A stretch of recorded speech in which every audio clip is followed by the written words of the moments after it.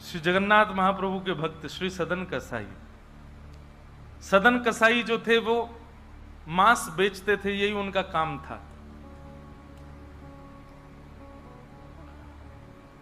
एक बार ऐसे तराजू में तोलते थे मांस को, तो जब मांस का विक्रय कर रहे थे तो उनको पता नहीं चला, वो भार की जगह शालिग्राम जी को रखते थे। लेकिन कीर्तन उनको बड़ा प्रिय था, कीर्तन करते हुए मांस बेचते थे। बताओ, ऐसा उनका स्वरूप। एक बार एक महात्मा वहां से निकल रहे थे, तो महात्मा ने जैसे ही देखा, वो तो देखते ही पहचान गए, मुंह पे कपड़ा रख करके जा रहे थे, तो देखा कि ये तो शालिग्राम जी हैं। तुरंत, अरे तुम क्या कर रहे हो, बहुत बड़ा पाप है, ये तो साक्षात शालिग्राम जी हैं। उसने कहा महाराज मुझसे गलती होगी, मुझे तो पहचान है नहीं। बोले लाओ इनको मुझको दो।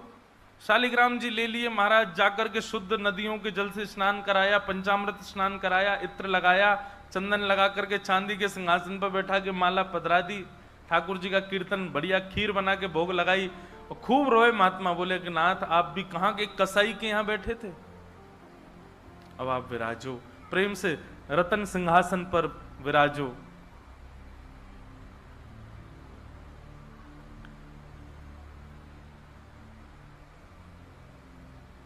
ठाकुर जी विराज गए। रात्रि को महात्मा के स्वप्न में आए, और स्वप्न में आकर के बोले सुनो, सुबह होते ही हमको ले जाओ और हमको वो सदन कसाई के पास छोड़ के आओ। महात्मा बोले वहां प्रभु मांस बेचता है, वो आपको तोलता है, तोलने के लिए भार बना करके रखता है, आप उसके यहां क्या करेंगे।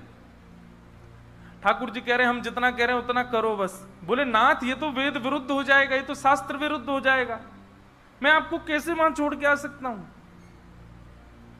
आपको वहां क्या सुख मिल रहा है, वो शुद्ध नहीं, पवित्र नहीं, उसका स्थान अच्छा नहीं, मांस विक्रय करने वाला व्यक्ति, महापापी व्यक्ति, वहां क्यों जाना है आपको। ठाकुर जी बोले कहीं पर हमको स्नान करने में सुख मिलता है, कहीं हमको सिंहासन पर बैठने में सुख मिलता है, कहीं भोजन करने में सुख मिलता है, कहीं माला पहनने में सुख मिलता है, सदन कसाई के हमको लुढ़कने में सुख मिलता है। उसके तराजू में जब वो तराजू से तोलता है तो हम इधर उधर लोटपोट होते हैं, हमको उसमें बहुत आनंद आता है, हमको छोड़ के आओ उसके पास ही। और वो मांस विक्रय करता है, चलो जो भी है, लेकिन जब उसके यहाँ तोला जाता है और वो तोलते समय हम लुढ़कते हैं तो वो कीर्तन गाता है, वो मुझे बहुत अच्छा लगता है, मुझे उसके पास छोड़ के आओ। न जाने कौन से गुण पर दयानिधि रीझ जाते।